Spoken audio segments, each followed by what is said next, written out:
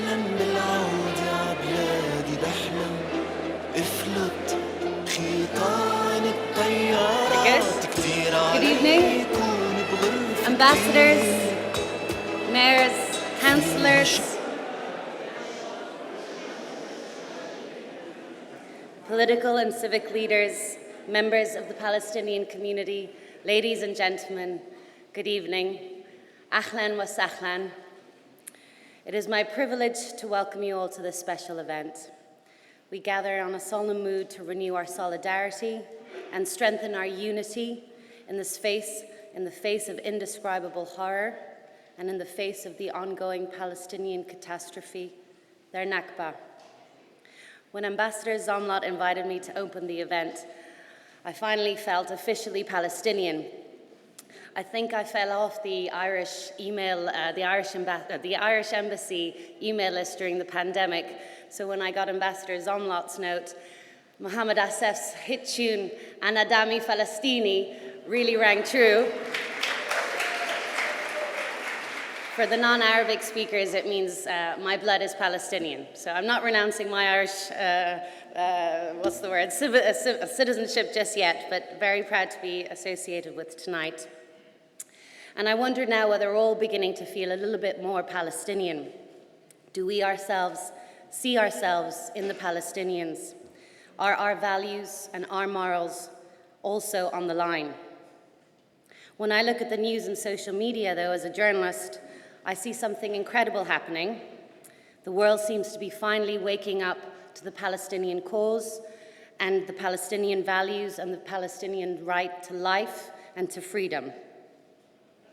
We're all realizing what is happening that now began before 1948. The Nakba has not stopped, and it needs to, for the Palestinians and for all of us. From protests to student campuses to online campaigns, the world is reconnecting with the Palestinian desire for freedom, for justice, and for peace. As the people on the street have been chanting for 7 months, in our thousands, in our millions, we are all Palestinians. This week marks exactly 12 years since my first trip to Palestine. I co-founded a leadership program for Palestinian and Israeli students, and when I arrived to the region, I thought I had a decent understanding of the land and the peoples. I was in for a very confronting learning experience, and that started right from arriving at Ben Gurion Airport to the drive out to the West Bank, when I finally felt the pain and really understood the concept of the Nakba. And that pain was personified, that sense of loss and dispossession and uprooting. It was personified when I went to a rally or a commemoration and I saw women holding these beautiful, rusty old keys. And these keys were the keys to their family homes that they had only physically disconnected with. They were the keys to the homes that they had been expelled from or forced to flee. These treasured, rusty keys were their most precious items. Tonight, we're going to hear from some remarkable people and from performers, and we are going to mark the anniversary of the Nakba that is still ongoing. I invite you all to take the words to heart and to strengthen and ensure we amplify their voices and experiences. First, please may we pause for a moment of silence for everyone touched by the ongoing Nakba, and in particular for all the Palestinians that we've lost.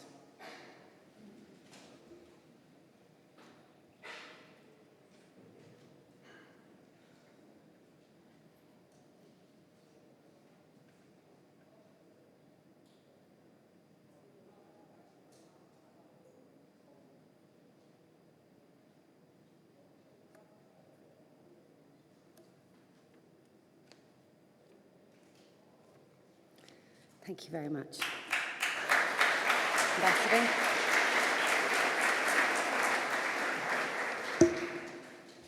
I'd like to first call up Bakir Awida, a fellow journalist from Gaza and a Nakba survivor. Oh, and the national anthem before that, apologies. So first we'll have the national anthem.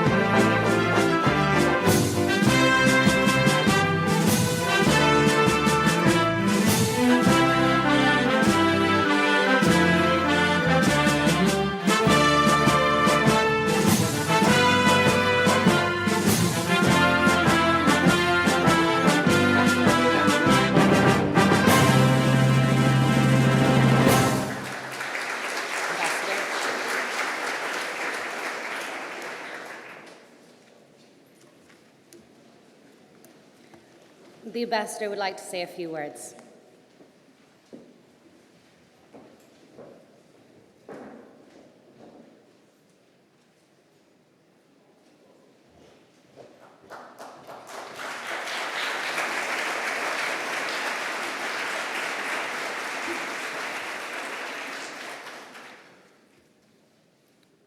Excellencies, ambassadors, honorable members of the Parliament, mayors, councillors, political and civic leaders, members of the Palestinian community, distinguished guests, friends, it is almost impossible for me to imagine a more somber occasion than the reason we are gathered here this evening.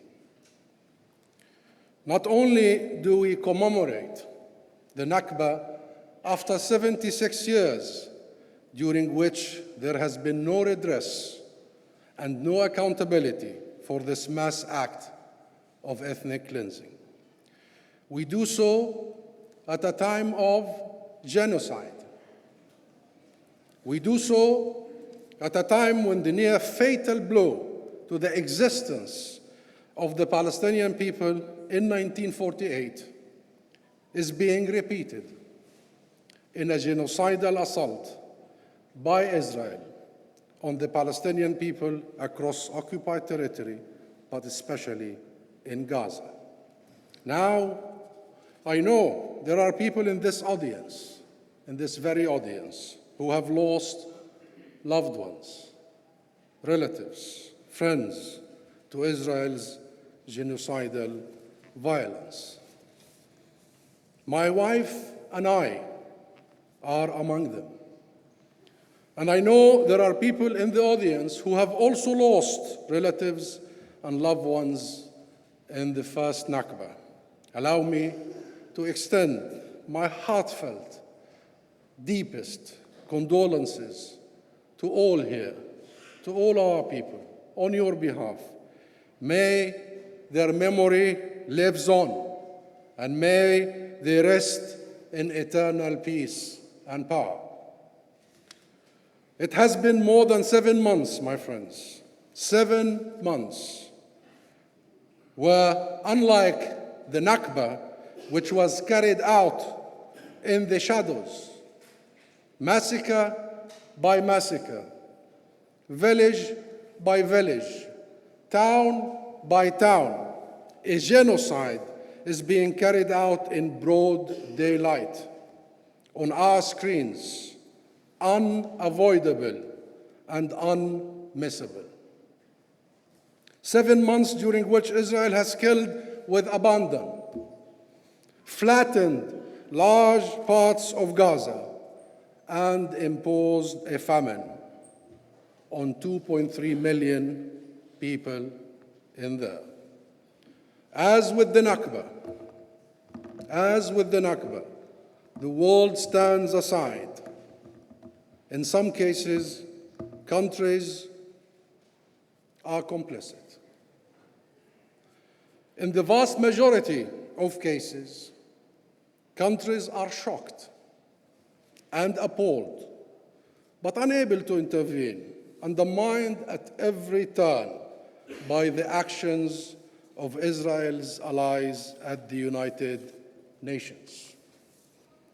And even though Israel has defied its allies, defied the US, the UK, and other supporters of Israel by embarking on its latest genocidal attack on Rafah, these same countries still refuse to take steps necessary to rein in their unhinged ally. My friends, I was born in a refugee camp in Rafah. Like every Palestinian, I am a child of the Nakba, even if I was not born then. In 1948, my grandfather decided his village of Simsim, very close to El-Majdal, Asqalan, was no longer safe and sought shelter south You see the resonance, the recurrence. South, in Gaza, with his family, including my father, who at the time was a toddler. I always questioned my grandfather's decision to leave in 1948. Why? I would ask him, angrily at times. We had land, we had homes, we had farms. Life was different. I was resentful. I was resentful for years, but now, 7 months into a genocide that has killed and maimed more than 100,000 Palestinian people so far, and as Israel's tanks rolls into Rafah, the city of my birth, and where my grandfather decided to seek shelter in Rafah precisely because he wanted to stay in our homeland, I not only understand my late grandfather, I ask his forgiveness for not realizing soon enough, as he realized in 1948 that Israel's brutality knows no limits, has no morals, and contains no red lines. That he did not leave, my grandfather did not leave. He was forced out of his home like the two-thirds of my people. He was trying to protect his children. He was trying to protect his unborn grandchildren. He was trying to protect me. So my distinguished audience, the Nakba never stopped. It continued through the 19-year-long military rule imposed on the Palestinian people that managed to stay on their land inside the 1948 areas and are now a vocal, vibrant, but still discriminated against minority in Israel. And I'm so proud that the leader of our community in 1948, the Honorable Ayman Ode, is with us today, representing that jewel of the Palestinian nation, the Palestinians of 1948. Give him a clap.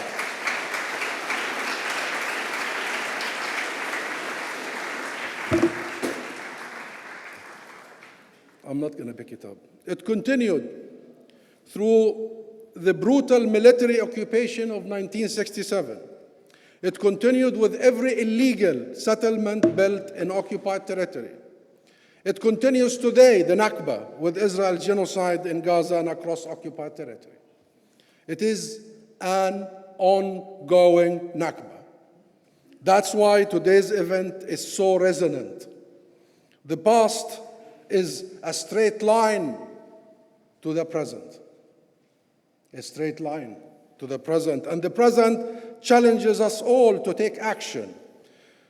You will hear from the Arab League Secretary General, His Excellency Ahmed Abul Ghait, because Palestine remains the burning issue in the Arab world. And I'm so proud that this event is convened, organized jointly between the Council of Arab Ambassadors in London and the Palestinian Mission to the UK. I am so privileged and lucky to work with such Arab colleagues, ambassadors here. And I'd like to thank each and every one of you for giving us a hand in organizing this very important event. You will hear, yes, we need to applaud them actually.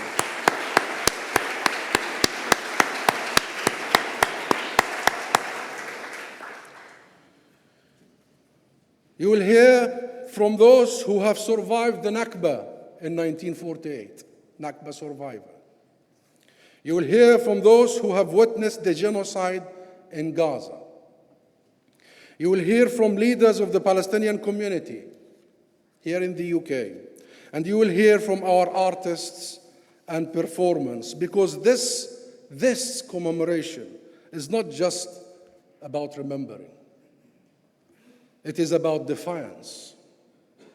It is about sumud, steadfastness. And it is about a people's unbreakable will, spirit to survive, to thrive, and to secure our rights and the justice we have for so long been denied.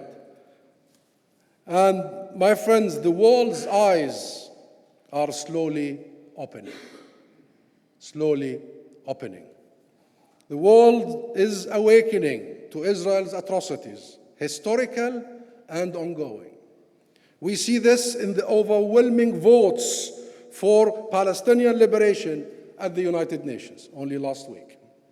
We see this in the massive weekly demonstrations for Palestinian liberation that have been attended by millions upon millions in the UK, in London, and right across the world.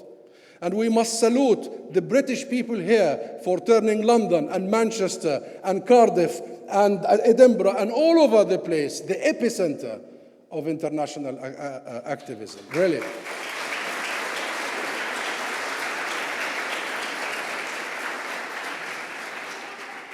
We see this in the student encampments at campuses all over the world, including here in the United Kingdom.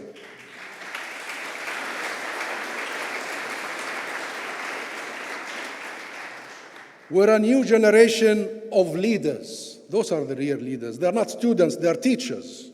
They're teaching us how should we stand as human beings together. They are teaching us what is the real meaning of solidarity.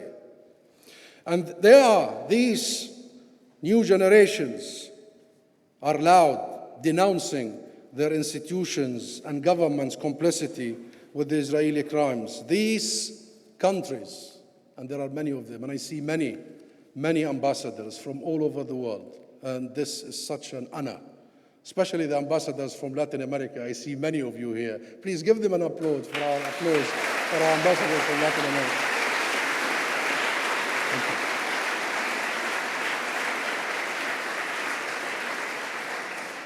These countries, mostly presented here tonight, these demonstrators, these youths give us hope. They show us a way forward where the rules-based order applies equally to everyone. It is here in this very hall, Westminster Central Hall, that the first meeting of the UN's General Assembly was convened, and the nations of the world first committed to a better, more just, more peaceful future.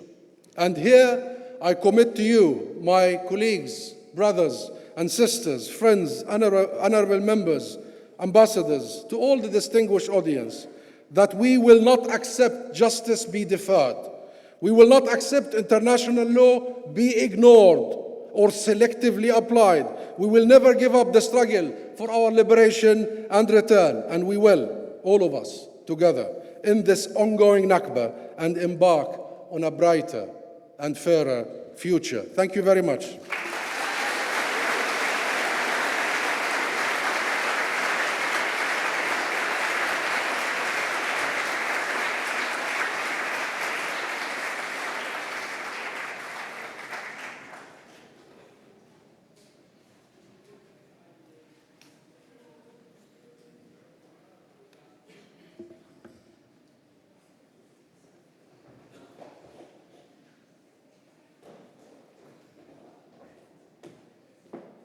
Thank you, Ambassador. We'll now be hearing from Ahmed Aboul Gait, Secretary General of the Arab League, on a recorded message.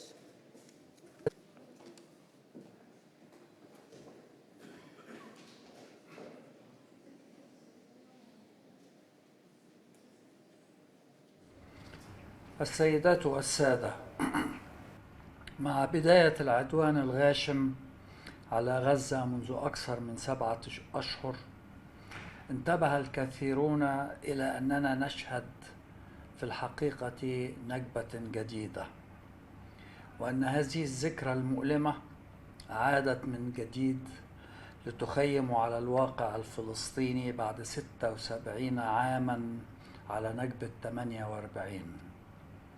إن قتل النساء والأطفال والتلويح بالتهجير القسري أو الترانسفير وتدمير النسيج المجتمعي من أجل إضعاف أي شعور بالوطن أو رغبة في البقاء فيه،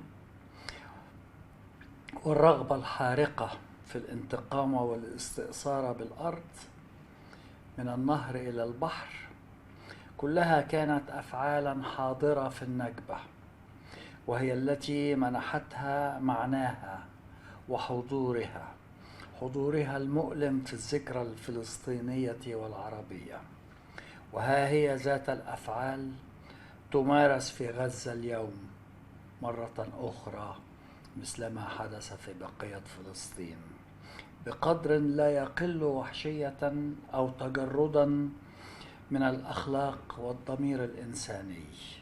اليوم وبعد 76 عاما من الجريمة الأصلية وما تبعها من إجرام متواصل، لا زال الشعب الفلسطيني صامدا على أرضه.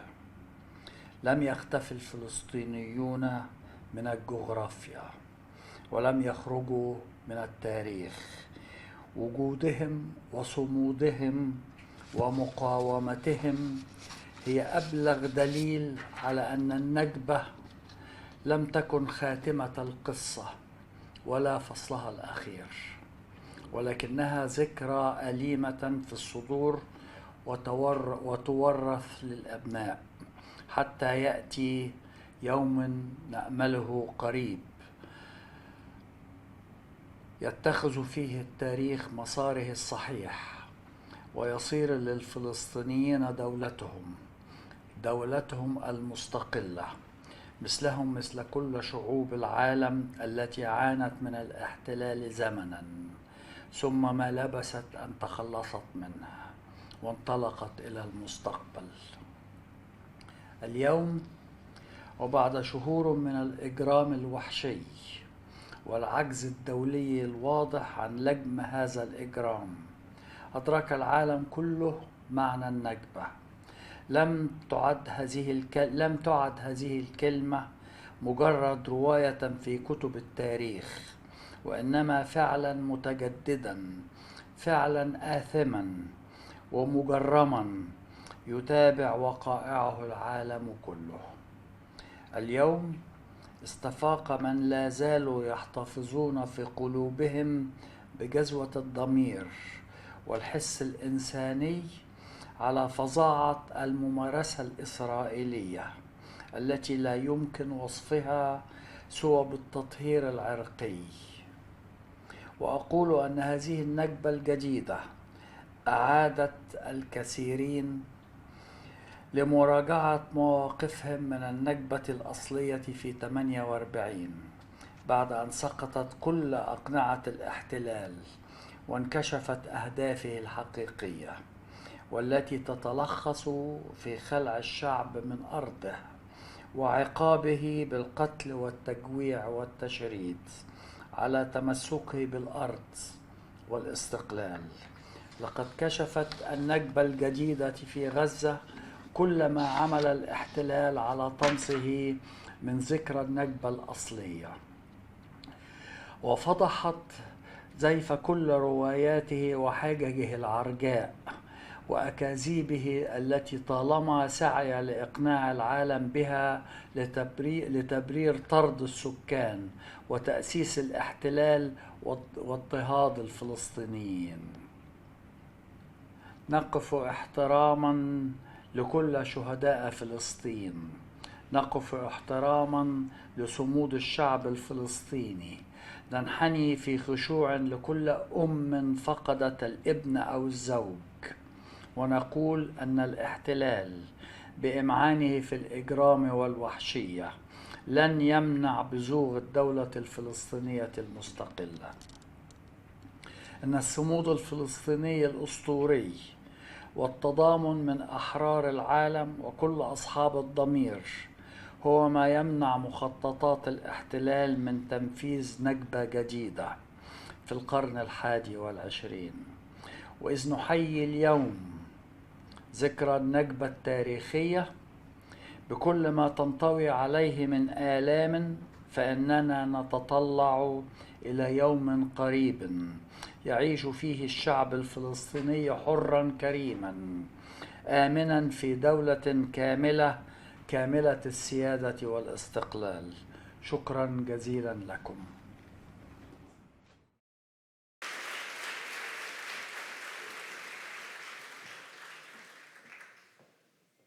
Our next speaker this evening is Mr. Bakir Oaida, a fellow journalist and from Nakba, from Gaza, and a Nakba survivor himself. He began his journalism career in Libya in 1968, and 10 years later began to write and run several Arab publications here in the UK. Please join us in welcoming him.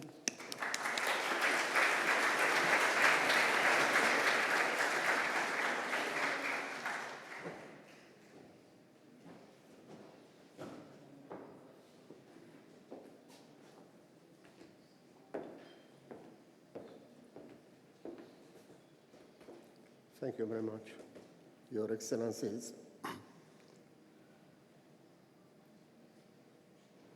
Palestinian members of the Palestinian community, I'm very grateful for being invited to talk in this very important event.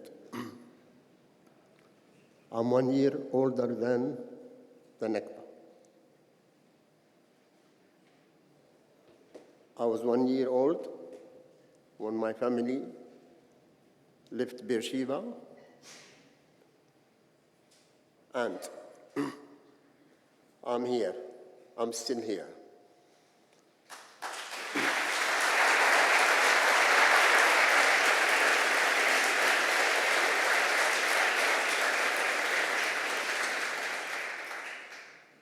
All of you are still here.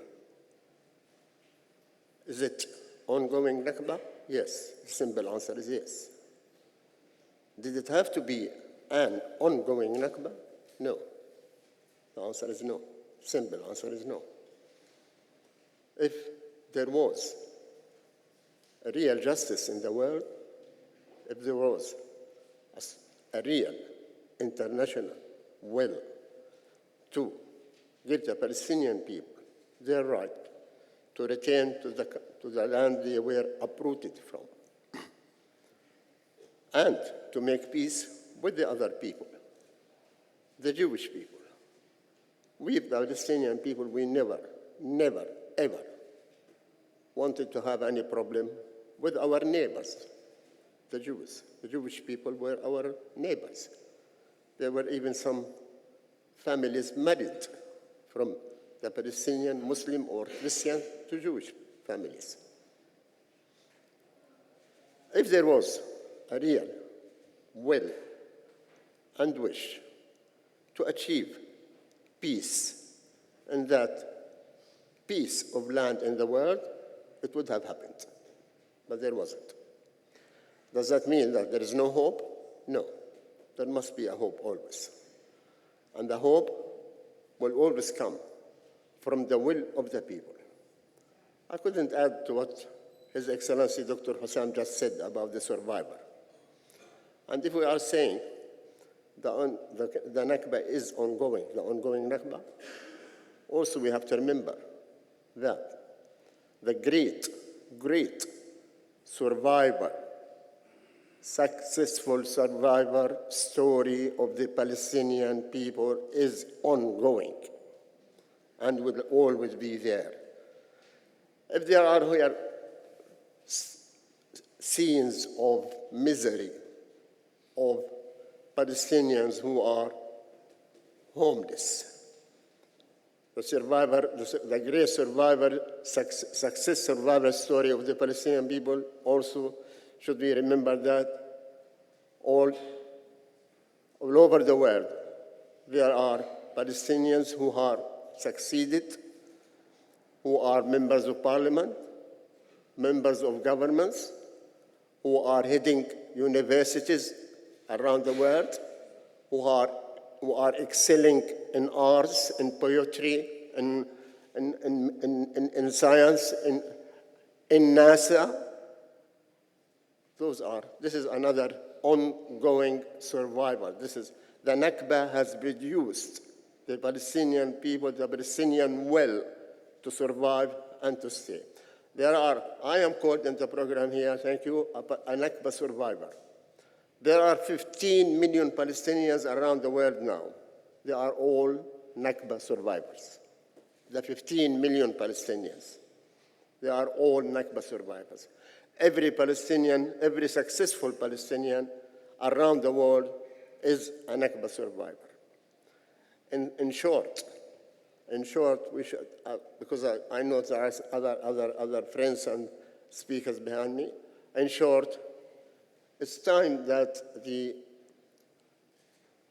Israelis in particular, the Israeli politicians, the Israeli extreme, the Israeli government, the Israeli thinkers, those who deny, who are in the state of mind, denial state of mind, it's time for them to remember and to acknowledge that you can take the Palestinian boy, Palestinian girl, you can take them out of Gaza, out of Palestine, out of Jaffa, out of Beersheba. You can throw them out, but you cannot take Palestine out of them. Thank you.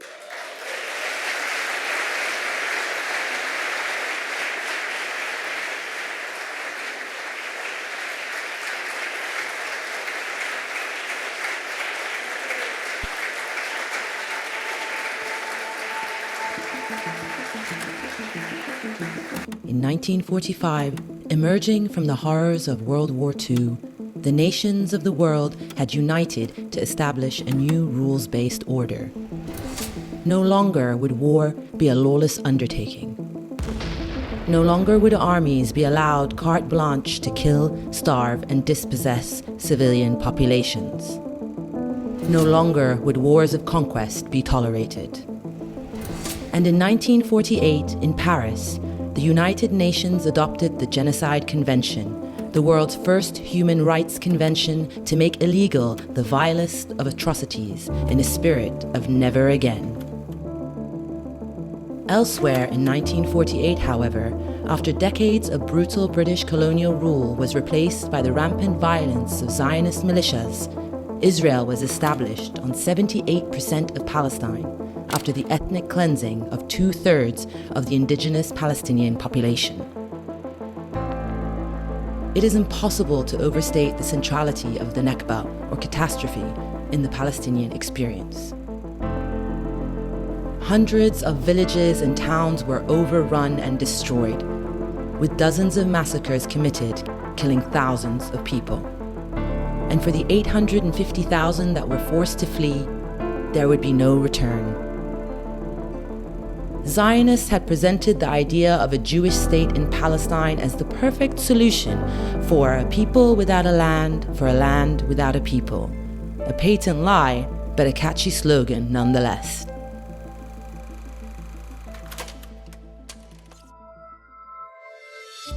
Palestine was a cultivated and cultured land with a distinct identity recognized as such long before the Zionist movement trained its sights on it. There were the coastal cities of Jaffa, Haifa, and Gaza, the manufacturing and industrial cities of Nablus and Hebron, the cultural and religious hubs of Jerusalem and Bethlehem, and the agricultural heartlands of the Galilee, Jenin, and the Jordan Valley. Nevertheless, the Zionist slogan and its accompanying biblical appeal to divine entitlement had found purchase in London. This culminated with the 1917 Balfour Declaration and its promise of a national home in Palestine for the Jewish people, a promise that reclassified the more than 95% of Palestine's indigenous population into just non-Jewish communities. Once the British Empire came into colonial possession of Palestine, this promise was enacted without consultation with or consideration for the Palestinian people. British colonial practices of collective punishment, administrative detention without charge or trial, torture of prisoners, and the deployment of overwhelming military force and unchallenged air power against largely defenseless villages and towns have been adopted by Israel and are still used to this day.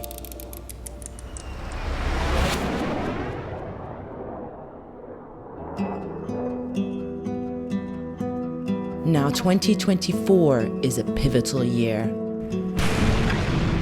This is the year when the circle is completed from genocide convention to genocide in Gaza against the same people and their descendants who were forcibly displaced in 1948. More than 100,000 people killed and injured, mostly women and children. The complete decimation of civilian infrastructure, homes, hospitals, schools, universities, industry. The targeting of agricultural land. An imposed famine. 1.9 million people have been made homeless in scenes that are an amplification of the Nakba. And in the West Bank, it is the same but slower. Hundreds killed, thousands abducted and detained, villages depopulated, and settlers running rampant. 2024 is the year when we are confronted with a binary choice that will determine the kind of world where we, our children, and their children are going to enjoy or suffer. Will we reclaim those post-World War dreams and call for an end to crimes against humanity and for the application of international law?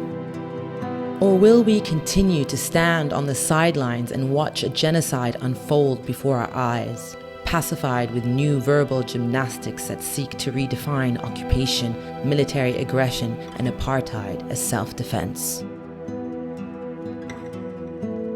There is hope. There is hope in the millions around the world who have clearly and loudly made their choice to join a movement for justice in Palestine and justice everywhere that is spreading from country to country, city to city, campus to campus. We choose life. We choose dignity, rights, and love. We choose a better future for all.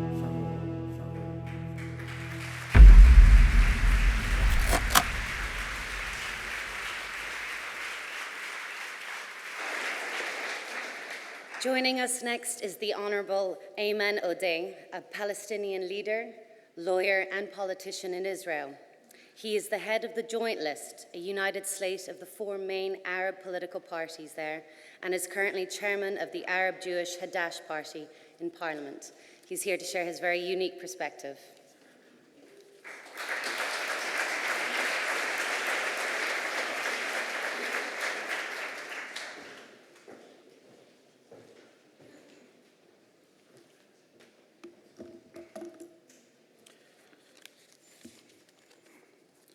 دكتور حسام زملط السفير القائد our friends أيها المناضلون أيتها المناضلات thank you for your invitation. The significant and substantial attendance at this event is a statement in itself. It is a resounding ethical declaration against the war on Gaza and fundamentally for the end of injustice against the Palestinian people and the achievement of justice through the establishment of a Palestinian state. This significant gathering here in London specifically is a testament to the historical role this country played in laying the foundations for injustice in our homeland with the Balfour Declaration, a promise that gave Jews a national home in Palestine and relegated Palestinians to merely religious and civil rights, not national ones. In 1917, when Jews constituted only 7% of the population, and Palestinians, the enduring inhabitants generation after generation, made up 93%, Palestinians were designated merely as non-Jewish communities. This reflects the audacity and the ugliness of colonialism. One of the most urgent messages from this impressive turnout is a call for an immediate cessation of the war in Gaza. The strategic messages of this conference is for the British government to formally recognize the state of Palestine.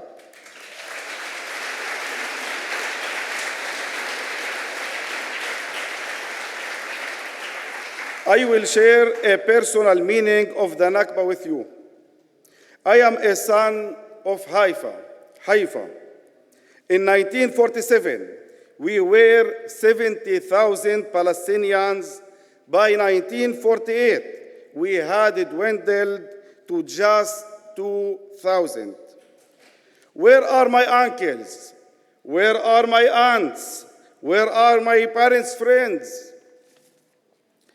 There is a poignant Palestinian story about a child who, instead of being taken to safety by his family, was mistakenly replaced by a pillow due to the overwhelming terror. What happened to this child? I am that child. I am one of the 156,000 who remained in our homeland from an original 1 million.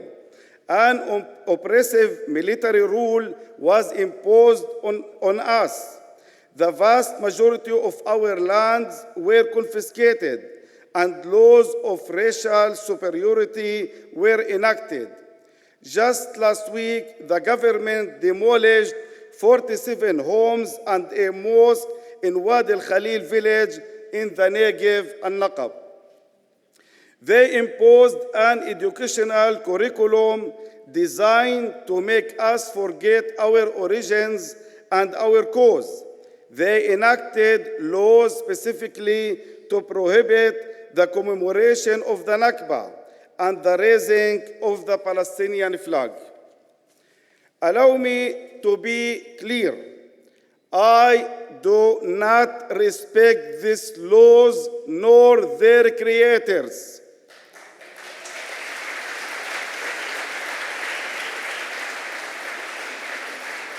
And I call upon my fellow Palestinians to defy them.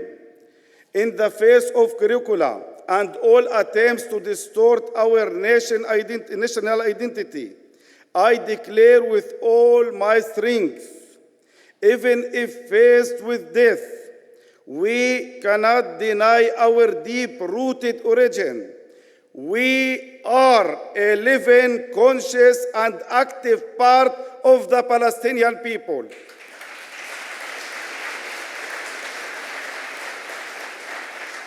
In recent months, the government of Netanyahu, Ben-Gvir, and Smotrich had threatened us with a second Nakba, while denying the first ever occurred, yet they feel no shame in threatening a second.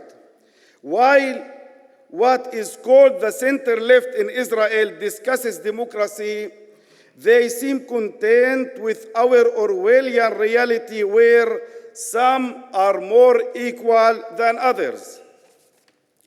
There is only one way to achieve democracy, security, and justice: end the occupation and live in peace.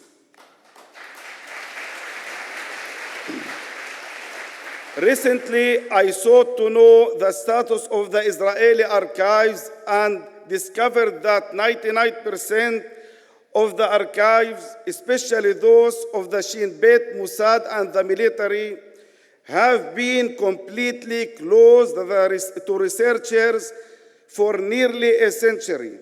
What we know about the crimes of the Nakba is only a fraction of the truth in the Israeli archives.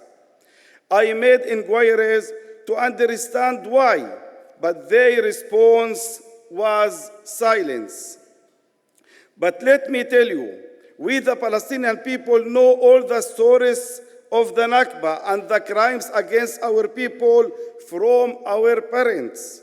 We don't need the Israeli archives to know the truth.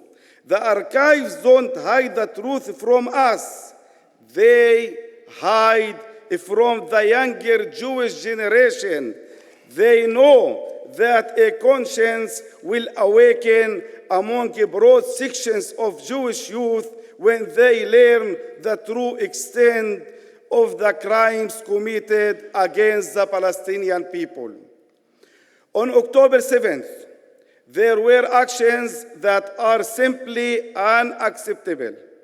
The abduction of a child younger than a year old or an elderly woman aged 88 is an act that I am absolutely against. I am utterly opposed to this. I point my finger in the eye of every institution in Israel that justifies the killing of 35,000 Palestinians, including 15,000 children. They strip humanity from the Palestinian people, from its men, women, and children. I tell them the Palestinian child is not the best child in the world. Yet there is no child that is better than the Palestinian child.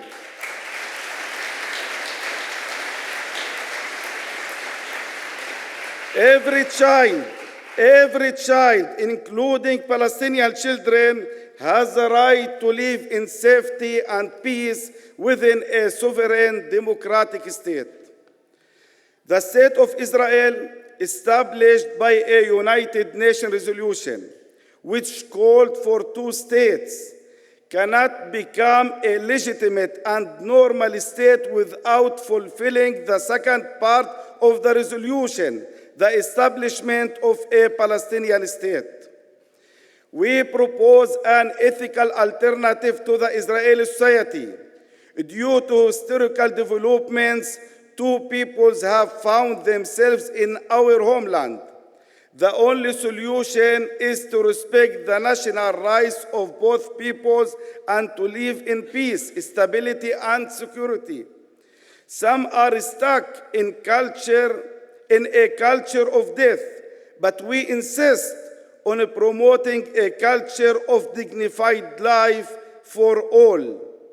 Brothers and sisters, standing on the right side of history, a state of Palestine will be established, and it is only a matter of time. Let us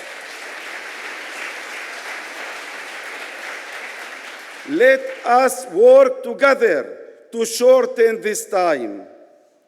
In the words our national poet توفيق زياد, ولكني أحمل إيماني الذي لا يتزعزع وهوى يكتسح الكون لشعب يتوجع.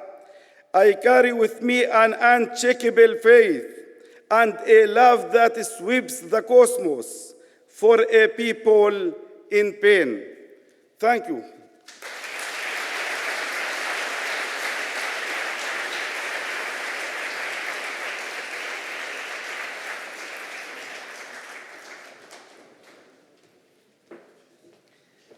Thank you very much. At the moment now, we're going to have a celebration of Palestinian culture. And now we welcome Adnan Joubran from Nazareth, an outstanding oud player, composer, and producer. Alongside his two brothers, Samir and Wissam, they are part of Le Trio Joubran. But tonight he's performing here on his own ahead of his debut album.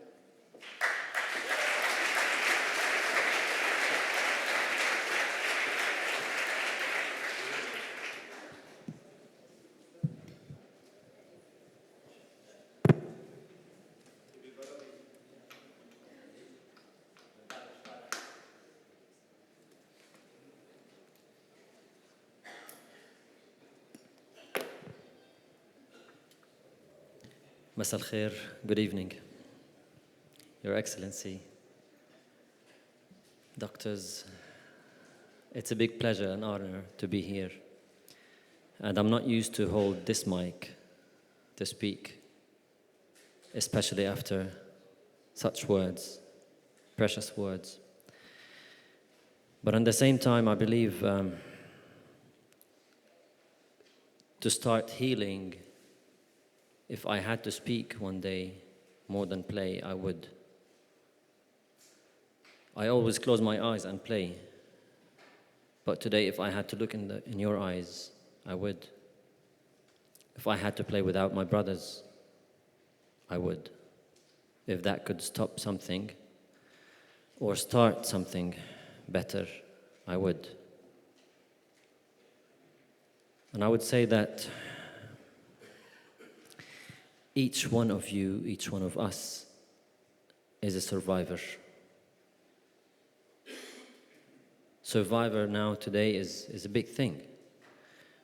Kids are born and we feel that they are heroes. And that's shameful in a way. I believe that birth is part of our life. And no one should feel hero to be standing here alive. But yes, we are survivors. We are survivors of the same Holocaust, of Vietnam, of the supremacy, of every crisis that happened to the humanity. And when I say we, because we, all, different colors, different religions, we are all human beings. So I believe today my duty is to start something which is healing this. Therefore, I'll close my eyes and just start this healing process, at least for myself, from this pain and from this crisis.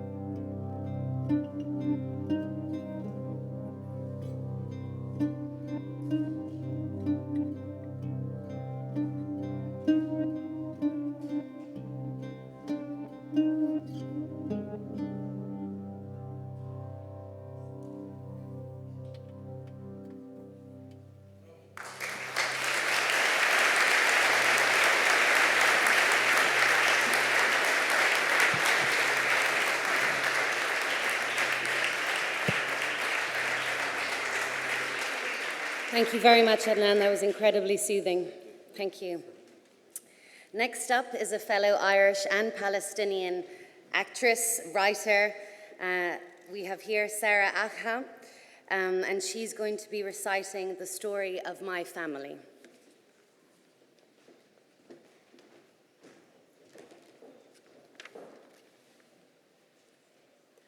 The Story of My Family's Nakba by Nouran Al-Hamdan, a Palestinian-American academic. It is a sweet July night with the smell of citrus heavy in the air. The sound of women ululating and laughter echoes through the hills. The center of the village of Qazaza in Ramla is a celebration, with men jovially drinking bitter coffee and children chasing after one another. My grandmother was one of these children, screaming in delight and trying not to trip over the bare earth. The village had gathered in a pre-celebration of a much-anticipated wedding between my grandfather's older brother, Abdullah, and a woman who was said to be the most beautiful in the village. The year is 1948. The air was pierced by a sudden shout. The voice was shrill and the language foreign. 3 men appeared in front of the gathering. They spoke again, and the foreign language revealed itself to be broken Arabic. The villagers understood who these men were, but strained to understand the words that were shattering the air, until eventually the shards formed. Itla' barra, get out. Abdullah, the soon-to-be groom, stepped forward in an attempt to speak to the men. No, we won't leave. Why are you here? You should leave. The words barely left his mouth before a gun appeared, then a bullet, then the sound of the shot. It reverberated between the hills, replacing the sound of the children and the ululations. There was now only silence. A silence that begun on that July night in 1948 and has hung over the village since. A stillness unbroken for over 70 years.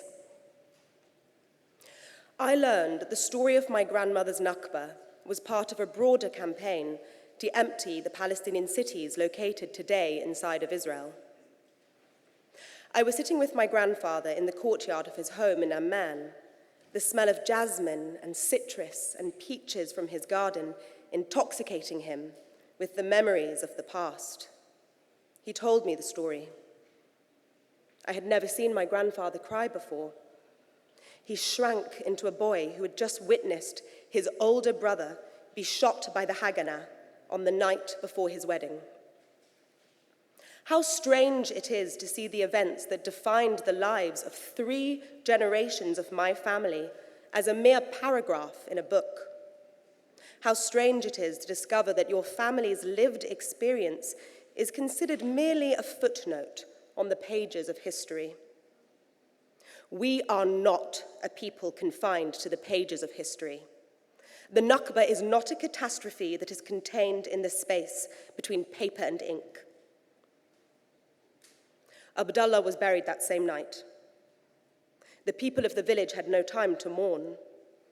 The men and women rushed into their small homes and collected only a few of their possessions. The children were scooped up into the arms, strapped onto backs. My grandfather held his mother's hand as they tripped over dirt roads, running over damp earth, while the night turned to dawn. Maybe this is why, for as long as I can remember, my grandfather would wake up as the sun was rising to tend to his small garden.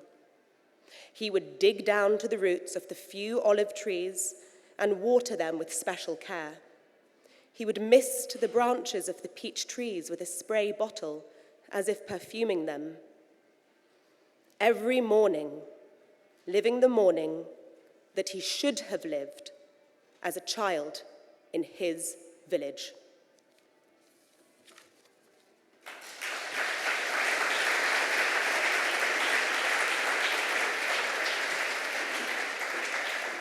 Thank you very much, Sarah. Joining us next is Gazan Dr. Atef Al-Shair, who now lectures at the University of Westminster, and he educates his students about politics of the Arab world and the legacy of colonialism. His book, Poetry and Politics in the Modern Arab World, no doubt combines his insightful analysis of literature and human dynamics.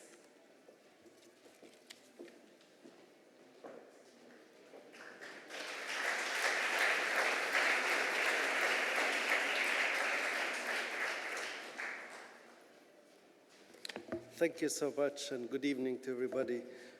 I'm very privileged and very honored, and at the same time, I feel very terrified to speak to you because of just the sheer volume of people. I haven't spoken to that number of people in front of me, but I feel very honored and very moved to be invited to speak here. And what I want to say is the echoes of what we live today and the echoes of what happened in 1948. And the scale of what is happening now is obviously extraordinary. When I was asked to speak about the Nakba in 1948 and the Nakba that is ongoing now, and the links are quite extraordinary. We speak about the number of the people killed between 1947 and 1948, November 1947, and between October or July, 1949, to be the armistice sort of time, to be about 13,000 people. Currently, we are speaking 35,000 people and still counting of people being killed in Gaza and the West Bank. It's an extraordinary number. And when we look at all the years that the Palestinians have suffered through, in addition to the routine destruction of Palestinians, we almost need to, the word Nakba no longer holds all of that. Nakba becomes, we almost need a science of Nakba, like Nakbatology, to almost capture it because of just the sheer volume of destruction that the Palestinians have suffered since 1948. We have so many years, 1948, 1956, 1967, 1973, 1978, 1982, 1987, 1996, 2000, 2004, 2008, 2012, 2014, 2019, 2021, 2024. Each of these are milestones in terms of the destruction and killing and violence that has been visited upon the Palestinians. It's an extraordinary number when we look at what's happening now and what happened in 1948. 1948, we talk about 523 villages that were destroyed and towns that were destroyed and depopulated, and Palestinians being dispossessed. We have already heard about 750,000 Palestinians being thrown out of Palestine in 1948. We also talk about, currently the number are 15,000 children and counting, more than 9,000 women, and 75 of Gaza being destroyed and made fully dysfunctional, so many places like hospitals and schools and so on and so forth. It is truly an ongoing Nakba, and the sheer scale of it is unprecedented and terrifying. But nonetheless, I have a family, and I want to speak about this a little bit because that makes it a bit more vivid. My family comes from the area of Be'er Saba, of what's called Beersheba in Hebrew or in English, and they sought refuge, like Hussam's family, in Rafah. And they have just been ordered to evacuate just a week ago from the area of Hayy Salam. It feels very anachronistic to talk about the Nakba of 1948, when our families just have now been ordered to evacuate their homes, and actually much of their homes have been destroyed. And I'm just reading today about Hayy Salam and Hayy Jnene, the quarters that I know so well from my childhood, just being destroyed. It is an extraordinary image, and that people's life every day revolves around finding means to live for themselves and for their children. I want to read this account from Ahmed Murtaja, from this wonderful journal of Arab Lit Quarterly, where he says, the other fear is about how to meet our and the children's food and drink needs. So many questions swirl around this fear, though I deliberately won't raise them here. Won't raise them here, dear reader, so as to allow you to imagine them for yourself. Oh, how I miss imagination. So even people, they don't have the imagination to think beyond what is so essential in their daily life. But we are fortunate, I think, as Palestinians, that since 1930s, and I have looked at this and written about it, we have produced literature that really shows the people at the peak of their power, in terms of expression, in terms of ability, competence, to tell their story to the world and to tell it in the most eloquent of terms, and to remain hopeful. And I want to end this on a note of hope. As many of you know, maybe Mahmoud Darwish's poem, هنا عند منحدرات التلال أمام الغروب وفوات الوقت قرب بساتين مقطوعة الظل نفعل ما يفعل السجناء وما يفعل العاطلون عن العمل نربي الأمل. I will just translate it myself here. Here by the slopes of hilltops in the front of the sunset and the muzzle of time, near gardens cut by shade, we do what the prisoners do and what the jobless do, we cultivate hope. And again, I want to read this little poem from Shelley about hope, which I found it extraordinary, and it does apply to the Palestinian case, given the destruction and the killing and violence that has been visited upon the Palestinians since the 1920s, when the British mandate occupation was in Palestine, until today. So this is from Prometheus Unbound. To suffer woes which hope thinks infinite, to forgive wrongs darker than death or night, to defy power which seems omnipotent, to love and bear, to hope till hope creates from its own wreck, to love and bear, to hope till hope creates from its own wreck the thing it contemplates. Thank you.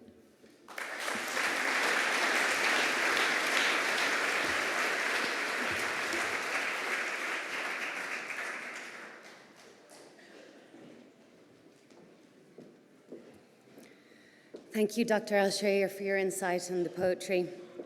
Joining us next is Mutaz Malhiz, who hails from Jenin, and he'll be reciting Amid This Terrible Scene. Mutaz's acting has taken him all over the world, sharing his talents on stage, in comedy, and also behind the lens.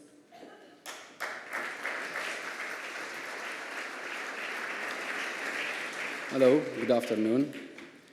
I'm gonna read a testimony from the Nakba time in 1948. But before that, today when I was coming to this event, I got a phone call from my family. I wanna highlight this thing not just because it's personal to me, but we need to think about it a lot. My little brother got arrested by the Israeli intelligence service today. And I feel so bad because I know what's going on right now to the prisoners in Palestine, in the Israeli jails. So just think about them, because the torturing and the humiliating stuff that's happening to them is insane. It's the most disgusting things I've ever heard about from stories in prisons.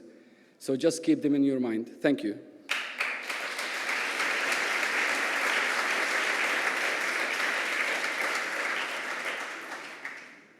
Amid the terrible scene, I forgot my child. I visited my grandmother to ask her to talk to me about the Nakba.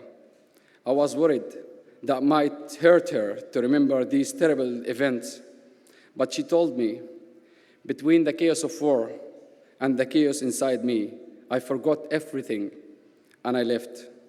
I left my most precious things, my beautiful memories. My hometown, Bittima, was very beautiful.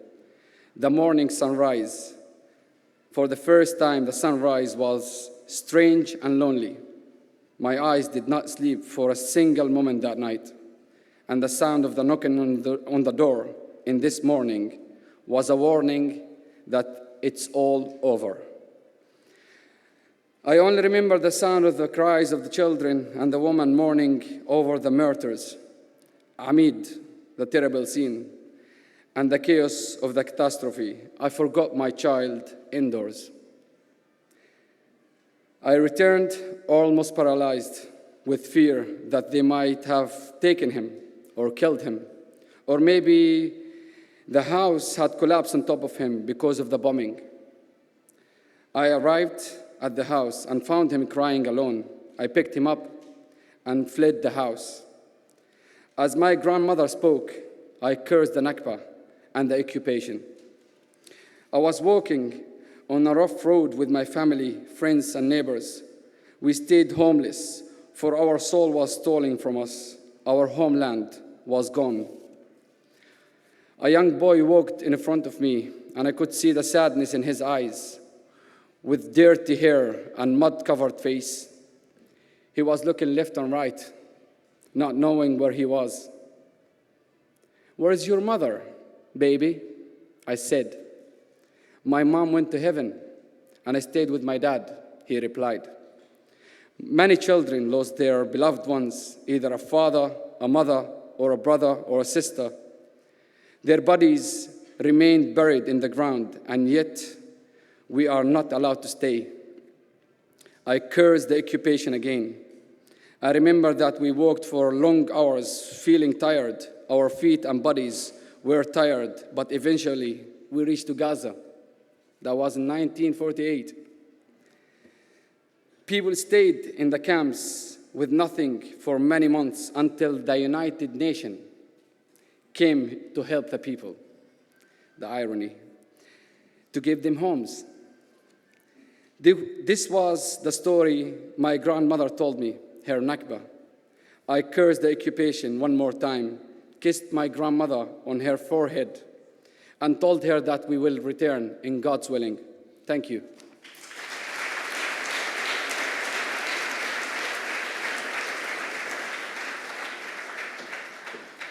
Thank you, Motaz. Our next speaker requires no introduction. Dr. Ghassan Abu Sitta has played a pivotal role, not only in saving the life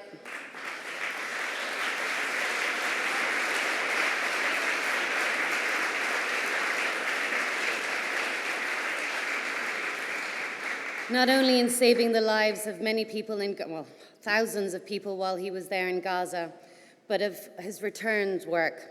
He's come back to spread the word of the diabolical scenes he witnessed, and he's done so tirelessly. We admire you greatly. Thank you very much.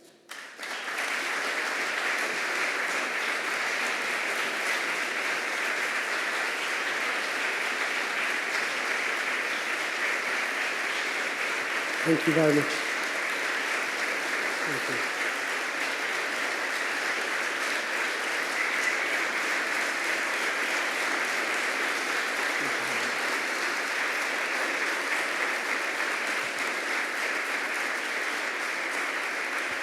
Thank you, and thank you, Ambassador Hussam, for this invitation. As we celebrate 76 years of resistance to erasure, 76 years of defiance and rebirth, I want to share with you one of the driving themes of the last 76 years of the Nakba that has really shaped my life and my awareness of what I wanted to do. What people don't realize is that health and resistance to the erasure and the world of death that Zionism wanted the Palestinians to inhabit.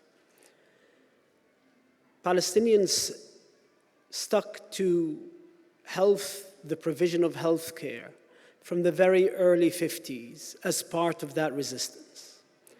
The first generation of Palestinian doctors who had graduated immediately after the Nakba, who had come from what was then called Fuad University in Cairo or the American University in Beirut, very quickly started to establish clinics in the Palestinian refugee camps, in Al-Wahdat, in Yarmouk, in the refugee camps in Lebanon. And then that quickly evolved into what then became the Palestine Red Crescent Society, which became, for the first time in any national liberation movement, an intrinsic part of the Palestine Liberation Organization. And we witnessed how our people, before the world got to understand the meaning of the word necropolitics or the politics of death, our people identified the provision of health, the provision of life, as part of their resistance to the world of death that Zionism and its erasure of the Palestinians wanted. The Palestine Red Crescent Society then built its clinics in every refugee camp available and became part of the resistance to Israeli attacks on Palestinian refugee camps.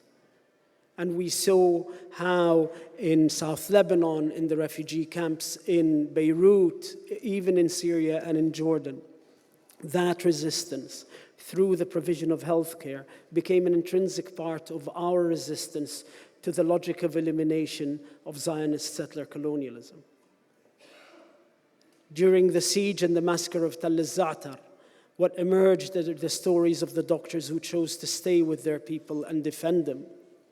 During the Israeli invasion of Lebanon in '82, the stories of doctors who stayed in the hospitals in South Lebanon and remained with their patients until these areas were overrun by the Israeli army. When we look at the destruction, the current destruction of the health system in Gaza, we need to remind ourselves that on the eve of the 4th of June 1982, Israel began its invasion of Lebanon by bombing every single Palestine Red Crescent Society clinic and hospital in Lebanon, from the far south to the far north. We need to remind ourselves that our people resisted then through their doctors and nurses. And we need to remember, and ironically, that the Sabra and Shatila massacre began with a massacre in what was then called the Gaza Hospital on the outskirts of Sabra. And so when the first Intifada came, the natural thing for that new chapter in Palestinian resistance was for the grassroots organizations such as the medical relief committees and the health workers committees to become part of that resistance. And the story of the resistance to the world of death through life, through the giving of life, through the defense for our people's right to life and right to health, continued during all of the wars in Gaza, during the invasions in the West Bank, until this war. And it was as a result of that that Israel chose to make the destruction of the Palestinian health system central to its genocidal project. Israel understood that we as a people defend ourselves and we defend our right to life through the provision of healthcare to our people. And what began on the 17th of October with the Ahli Baptist massacre, and then moved on to the destruction of the children's hospitals and the destruction of the Indonesian hospital and the destruction of every other hospital, and then the conversion of hospitals into mass graves in Shifa and in Nasser, is an attempt at erasure of a people that specifically identifies the provision of healthcare as critical to its war of liberation, as critical to its defense of its people and to its resistance of the logic of elimination that started with massacres and expulsion and exclusion and has now evolved into the final solution of genocidal erasure. And that is why they killed Dr. Adnan al-Bursh in prison. That is why they executed Dr. Ahmed Maqadme at Shifa Hospital. That is why they targeted over 400 doctors and nurses. As they got home, within minutes of getting home, they killed them with their families, like Dr. Haytham Abu Hani, the head of emergency medicine at Shifa. And that is why we get these stories that of all of the imprisoned Palestinians, the Israeli forces specifically target health workers for extra harsh treatment because they understand that our people understood from day one that this world of death they meant for us could only be resisted by a world of life and a world of health and a world of love. When I was at Shifa Hospital, I remember looking at the way people responded to that initial wave of Israeli leaders proclaiming that they wanted to expel Palestinians again, they wanted to empty Gaza, they wanted the Nakba too, as Dichter said. And I remember, even though I had lived my life as the son of a Nakba survivor, as a refugee, it had never occurred to me that what the Israelis failed to understand and what we see now happening in Rafah as people head further back north rather than across the border into Egypt like the Israelis were hoping, is that what has become a formative experience in the national identity of Palestinians, and which is what stopped Palestinians leaving Gaza despite the genocide, and what has made 600,000 to 700,000 stay in the northern part of Gaza despite the famine, is that the social death that is becoming a refugee is a formative part of our current and modern identity.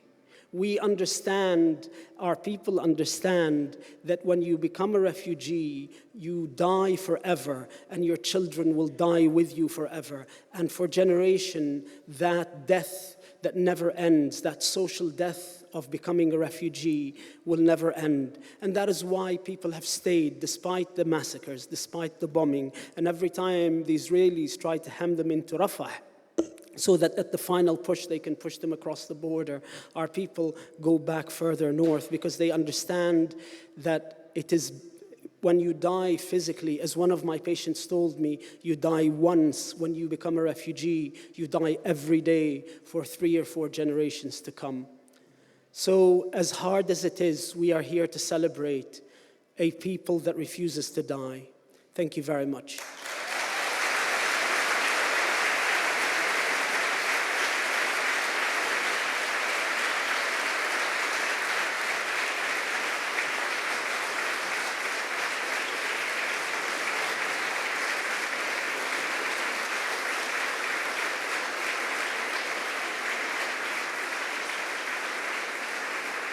Thank you, Dr. Ghassan. Joining us next is Rola Azar, also from Nazareth, an artist and a singer. And she has distinguished herself by fusing her folklore and her heritage in a modern manner. She sings of her homeland, its people, and its suffering.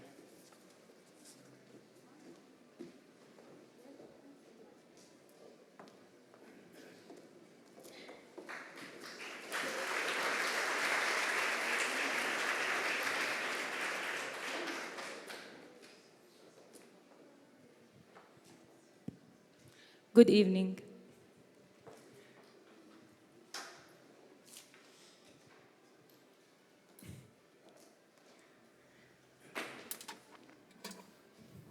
طب راح أحكي بالإنجليزي.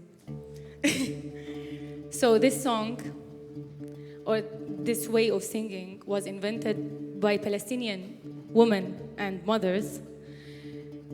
So, like, it's a code language, so they can talk or communicate with their beloved ones inside the prisons, and the occupation don't understand.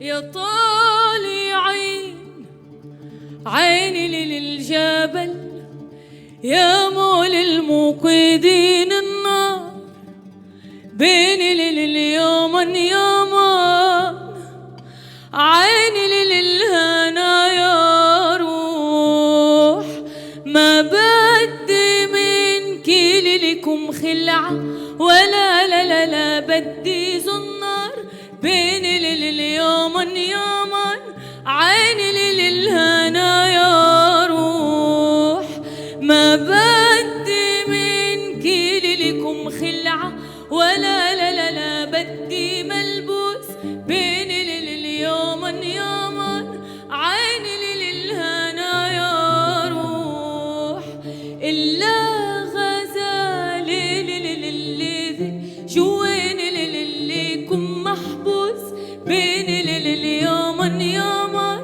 عيني للهنا يا روح إلا غزالي للذي جويني لليكم ميدوم بيني لليومن يومان عيني للهنا يا روح.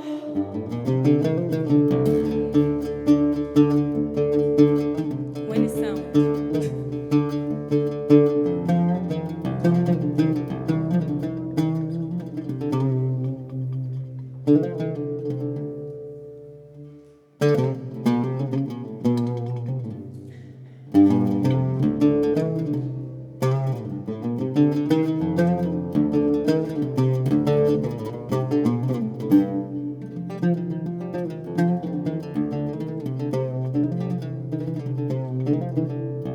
وهاي الأغنية بتجسد مشهد من وقت الانتداب لبريطانيا على فلسطين لما كانت النساء تروح تستقبل رجالها من بعد الحرب وكانت تشوف الفرس راجعة لحالها كانت تعرف إنه استشهد كانت ترجع الفرس مع البارودي طلت البارودي والسبع ما طل يا بوز البارودي من دمه مبتل طلت البارودي والسبع ما جاش يا بوز البارودي من دمه مرتاش مع السلامة وين رايح مع السلامة يا مسك فايح مع السلامة وين رايح مع السلامة يا مسك فايح مع السلامة وين بدك لقعد علي دربك وردك طلات البارودي والسابع ما طل يا بوز البارودي من دمه مبتل طلات البارودي والسابع ما جاش يا بوز البارودي من دمه مرتاح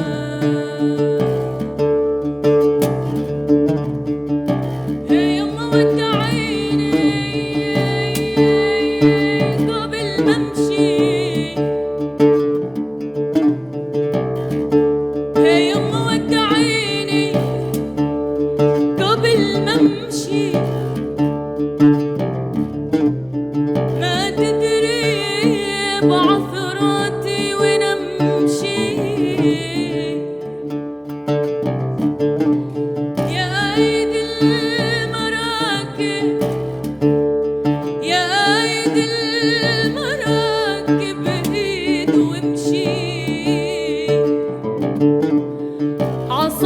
ضاعني الحق ضاعني الحبايب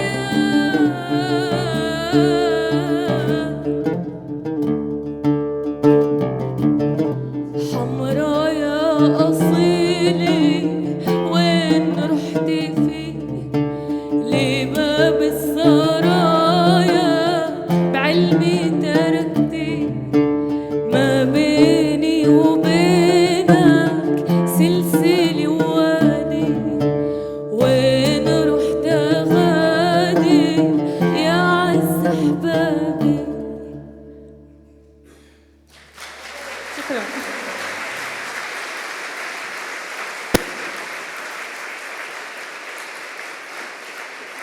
Thank you, Roland Adnan. Even the bells of Westminster hushed to listen to you tonight. Next up is the Right Honourable Sir Alan Duncan, a British former politician who previously served as Minister of State for International Development and Minister of State for Europe and the Americas. As members of the Conservative Party, he was MP for Rutland and Melton. Thank you for joining us.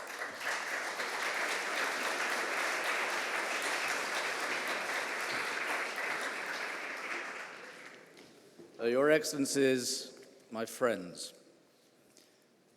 ignorance of history is one of the greatest enemies of peace. If you don't know the facts of the past, you have no context for your opinions in the present. And today we remember a crucial moment in history which determined the course of the century that followed and might yet still determine the course of the next one. Today we mark solemnly and proudly the 76 years since over 700,000 Palestinians were brutally driven from their homes and their land. Many here today are from families who were displaced, and some may even be old enough, as we've seen, to remember the events themselves. A mere 30 years after Arthur Balfour declared on behalf of the British government that a national home for the Jewish people could be established in Palestine, the Israelis then took it through violence, displacement, and terror.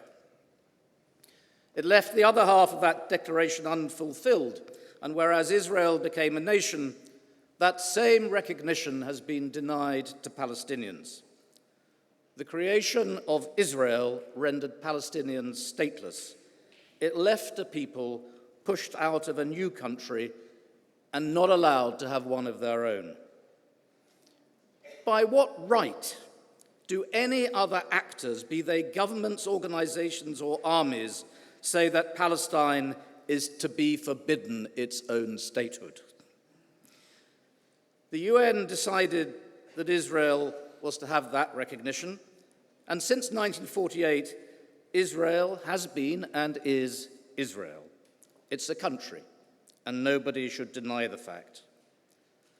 And so then should Palestine have been Palestine. But today, 76 years later, that right continues to be denied.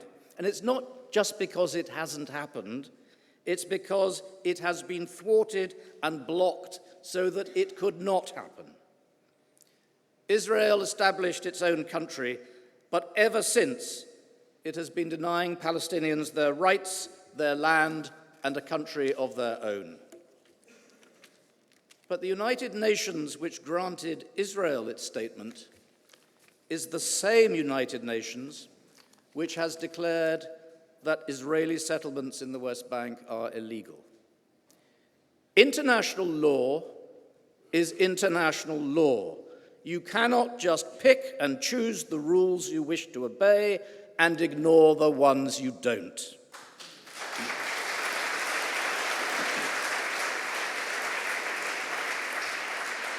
For many decades, it has been the clear policy of respected nations such as the US and the UK that Israeli settlements are illegal and contrary to international law. But still, the land is taken, the houses are demolished, the olive trees are chopped down, and Palestinian land and property is stolen. Israel cannot call itself a democracy unless it behaves like one. Democracy is not just about elections, it's about everything else that goes with them. Democracy does not permit a majority group to systematically oppress a minority.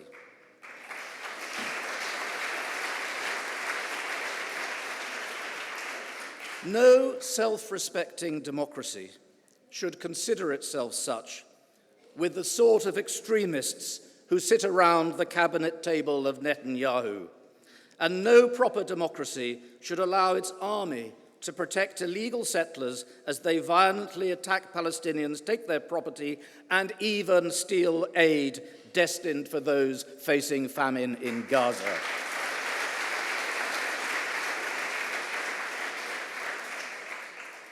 Yet while all of this has been happening under the government of Netanyahu, we have hardly heard a squeak of condemnation from the United Kingdom. It is as if our ministers do not believe in their own government's policy. Perhaps at last, however, we're just beginning to see some signs from the US government that they will take steps against illegal settlers and settlements.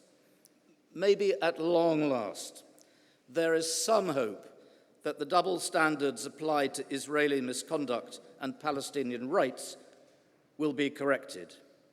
And it's all credit to President Biden if he takes such steps. But let's be clear as we sit here tonight that those who have taken to the streets in the last few months are not anti-Semitic, nor are they some part of a sinister Islamist movement. Neither accusation should be allowed to detract from the fundamental cause they uphold, which is that Palestine has the right to be a state.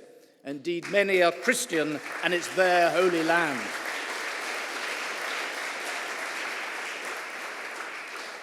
And the students who are campaigning in universities are not rabid militants.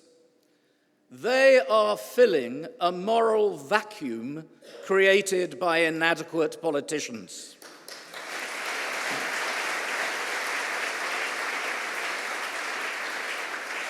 So are those who have been marching every week to call for Palestine to be free.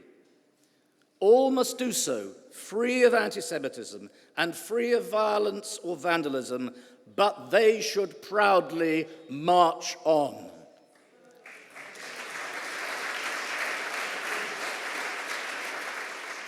They are putting to shame a generation of politicians who seem not to know their history and who fail to appreciate their historic obligation to complete and fulfill the commitment made in 1917.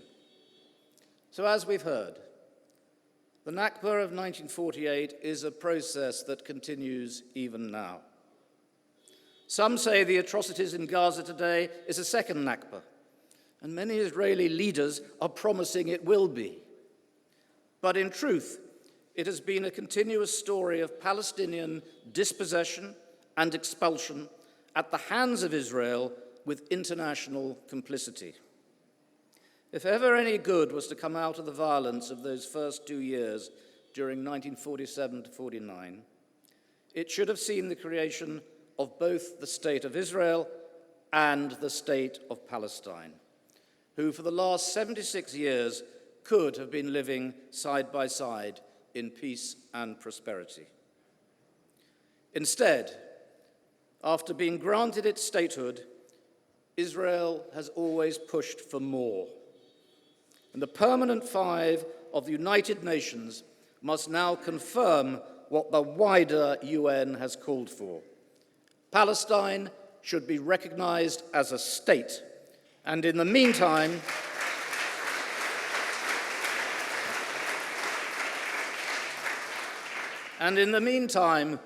the whole world should shout ever more loudly to Israel, end the occupation and get out of Palestine because it is not your country.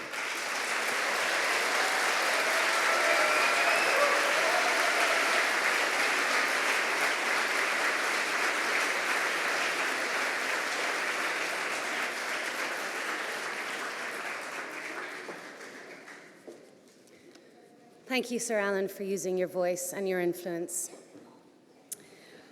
Our next citation is from Ramzi Al-Deba, who will be reciting his Gaza's Bell Jar. Ramzi is a tech entrepreneur and co-founder of the UK Palestine Affairs Network.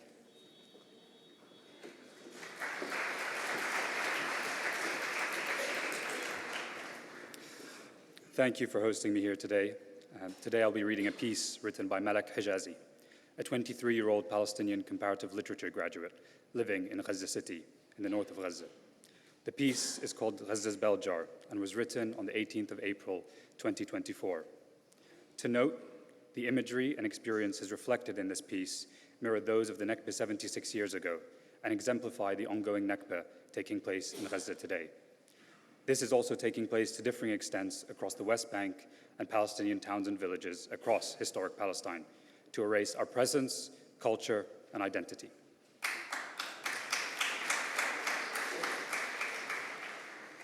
Gaza's Bell Jar. I always found it hard to understand why my family left our small village in 1948 and sought refuge in Gaza.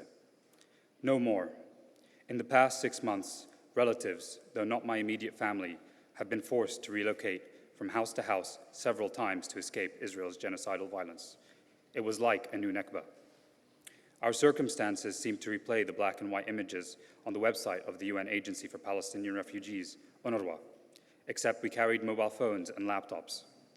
Gaza and our village are very close, but we are unable to go there. Israel won't allow it. I was raised as a refugee. I went to an UNRWA school. I lived in a refugee camp. Even this hasn't stopped me now experiencing firsthand the reality of displacement. My grandfather, who fled to Egypt in 1967 without his children, never returned. The reality is that Palestinians seldom come back home once they leave. Indeed, after the Nakba of 1948, Israel made sure to preclude refugees returning by writing a law confiscating their properties and lands. This is why my father adamantly refused to move to the southern Gaza Strip during the current genocidal war. Despite the Israeli army bombarding us with thousands of recording messages instructing us to relocate.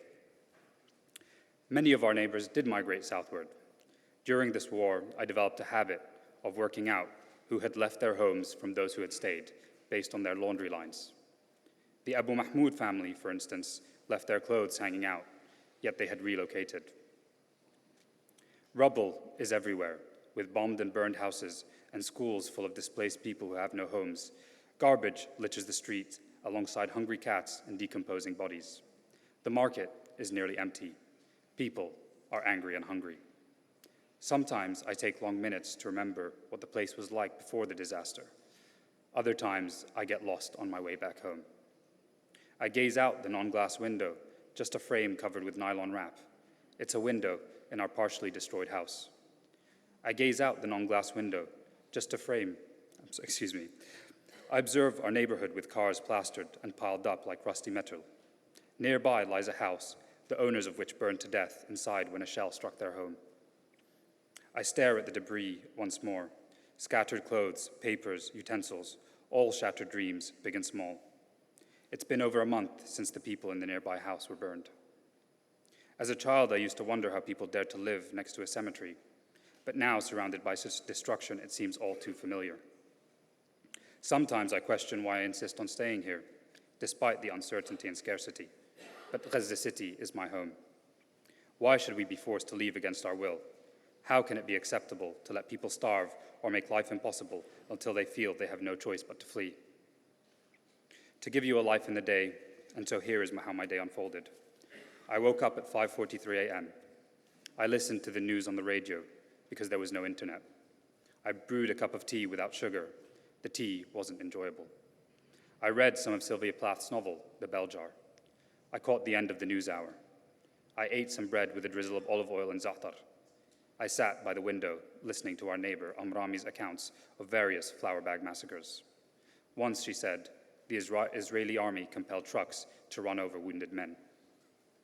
In a recent flour bag massacre, a man arrived in the neighborhood, bearing the dead body of a boy, igniting cries of anguish. It was our neighbor, Ahmed, a 17-year-old with curly blonde hair and brown skin, a distinct appearance. Separated for 6 months from his family, who followed the Israeli army's directive to relocate south, Ahmed insisted on staying with his relatives here. While fetching a bag of flour, he perished alongside 100 others awaiting aid. Ahmed went unburied by family members, and his mother missed his final moments. I felt completely calm and empty, like the center of a tornado. As I returned to my book, I felt the weight of the bell jar that had trapped me since the 7th of October. I sensed myself dissolving into the shadows, becoming an obscure reflection of someone I couldn't recognize, as if I were the inverse of a person I had never encountered before. Inspired by Plath, who cataloged what she couldn't do, I began listing my own limitations during this brief period. I can't sleep because of the sound of missiles and Israeli warplanes, especially the spy drones that prevent me from taking my customary noon nap. The noise never stops, and when the weather is cloudy, they come closer to the window, making me feel like I should open it and scream, "There's nothing interesting, you fools. You're wasting effort and fuel on nothing. What's important on this street?" Children search in the rubble of bombed houses for copper to sell. They don't go to school, and there's no indication they'll return to education soon. A woman screams at her son from the window, scolding him, "Come back. I'd sooner eat sand than have them take you away from me." He plans to go to secure a sack of flour, despite the risk of encountering the Israeli army and its soldiers' predilection for killing the hungry. In the school that shelters displaced people, there are daily fights over water, and if unusually water is available, there are fights over food and laundry space. Nothing is important here. A girl who does nothing but read books tries to sleep to pass the time. I considered writing that I've lost hope in life, but I believe I've lost meaning in life too. The idea of suicide is rejected for a coward like me.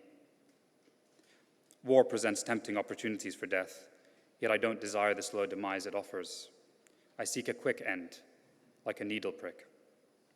I don't wish for the roof to collapse on me with a missile from an F-35 warplane, as it did with my cousins, or to be consumed by a fiery shell like those that claimed our neighbors' lives in the adjacent house.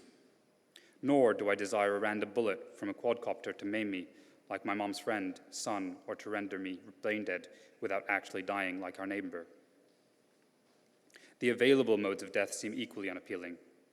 Can I pass away peacefully, surrounded by loved ones on a clean white bed, uttering some final words before everything fades?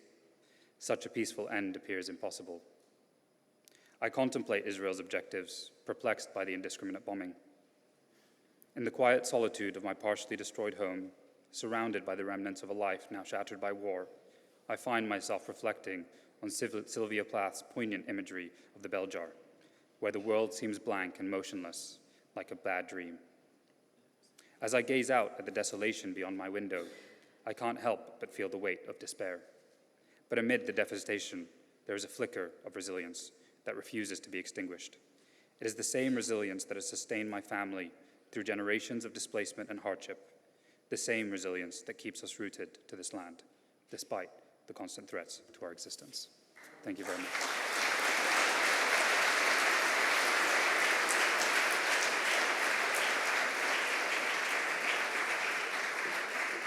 Thank you, Ramzi. We now have a message straight from Gaza, which will be read by Talene Rawad.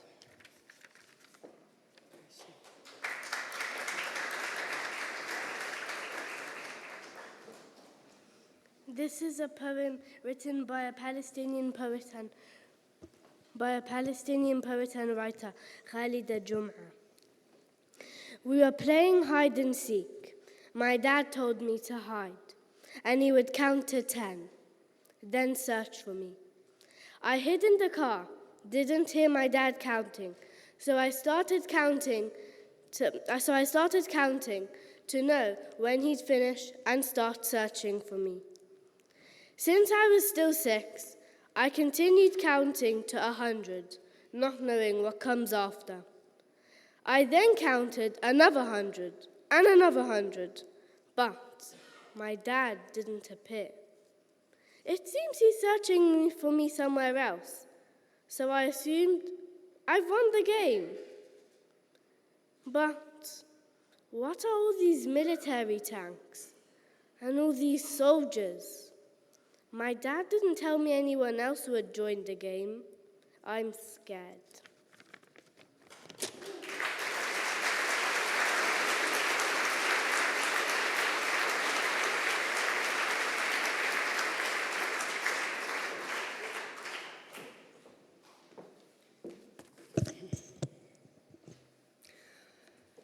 Our final speaker tonight is the Palestinian photojournalist Motaz Azaiza.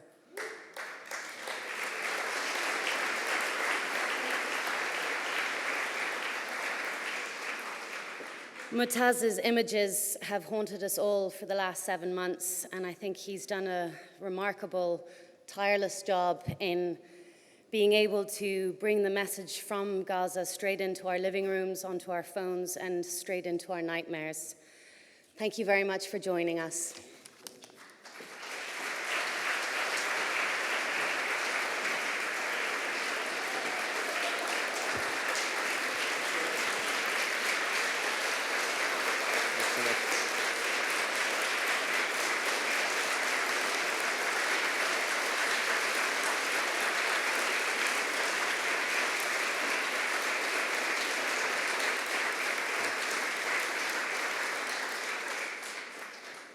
Thank you so much.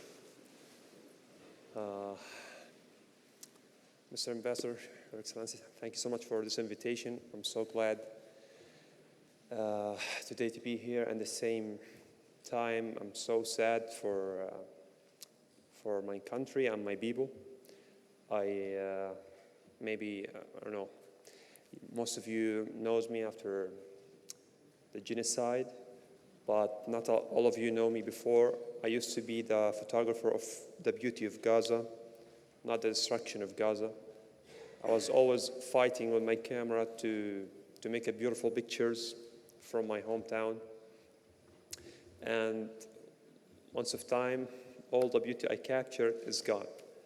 I lost the people that I captured in my pictures by killing them by the Israeli occupation. I lost the places that I used to hang out there and take pictures there. I lost my access to the city of Gaza. I'm kind of lost all the days I spent in my home trying to show the beauty from there.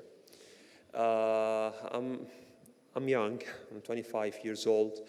I didn't live the first Nakba in 1948, but I used to hear about it from the old people in the refugee camps when I used to go there taking pictures, hearing the stories and how hard it was for them. And I kept telling myself, I wish to be in these days to document what happened to my people. And once of time I found myself, my wish came true for sorry, that in the second Nakba, I was old enough to witness and to document with my camera. And at times I feel so sorry, and sometimes I say I wish I didn't do that, because I literally was a beauty maker. And most of the time I'm now a photographer for this kind of pictures, for the destruction, for the displacement, and the people who lost their homes. My plan to be always a beauty photographer failed, but I thank God for one thing, that He used me in a good way to serve my home, my country, and I wish the day that come to document the free Palestine, not only ending of this genocide.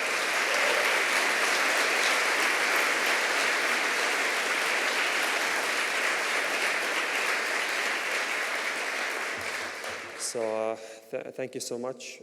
This is why I'm stuck with this life. I don't want to die now. I want to wait till I see the free Palestine, and then we can die later. Thank you so much.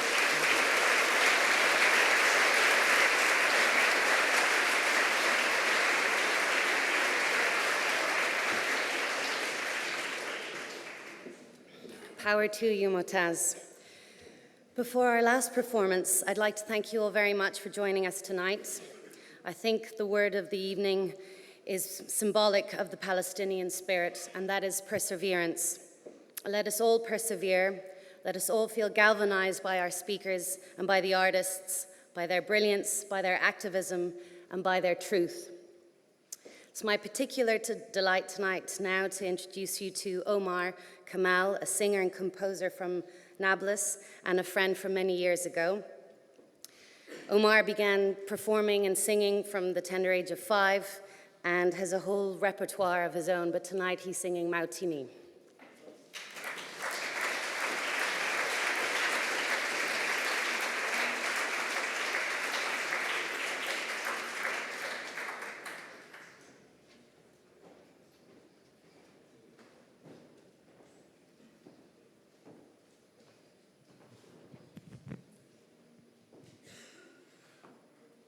Thank you all for being here. Thank you for supporting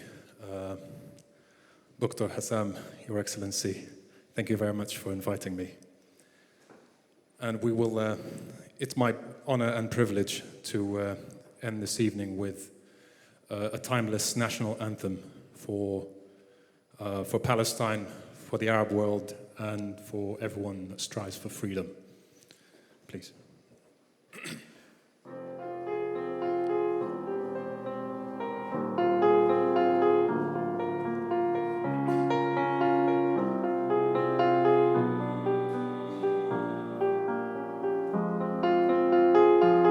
موطني موطني الجلال والجمال والثناء والبهاء في رباء والحياة والنجاة والهناء والرجاء في هواء هل أرى سالما منعما وغانما مكرما سالما منعما وغانما مكرما هل أراك في علا تبلغ السماء موطني موطني موطني موطني الشباب لن يكل همه أن يستقل أو يبيد نستقي من الردى ولن نكون للعدا كالعبيد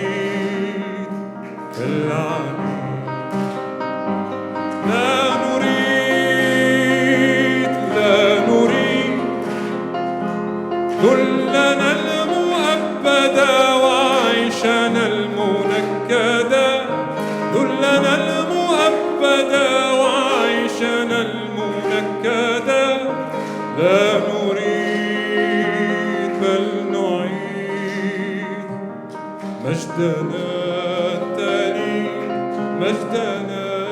التالي موطني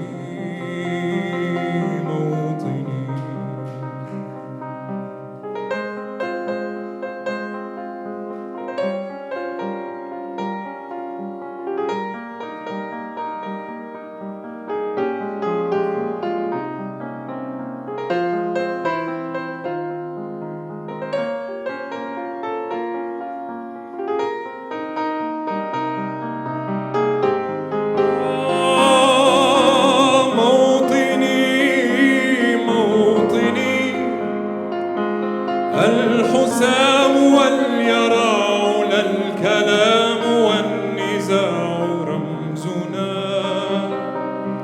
رمزنا مجدنا وعهدنا وواجب من الوفاء يهزنا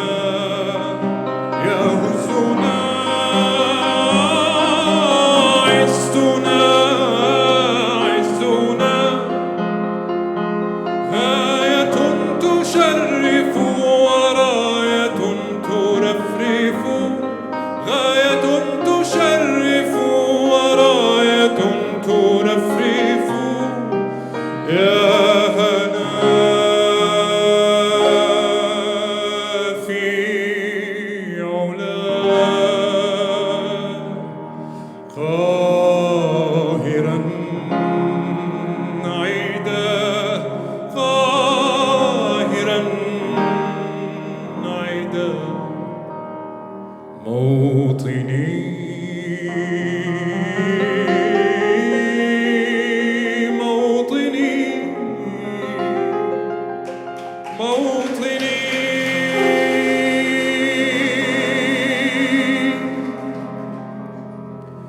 Shukran. Thank you very much. Shukran.